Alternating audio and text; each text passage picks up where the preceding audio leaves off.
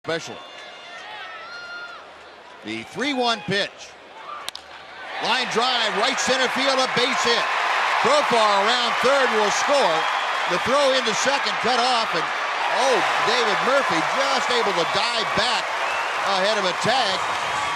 But he is safe, and the Rangers have made it a 6-4 game. Yeah, David almost got a little too far on that turn. He's got really nowhere to go, down by a couple of runs with 2 outs. And fortunately, he was able to put on the brakes just in time to get back. The Rangers have battled back and got the 2 runs back again. They're within 2. There's a pitch out over the plate, 3-1. He hit that ball well into right center field.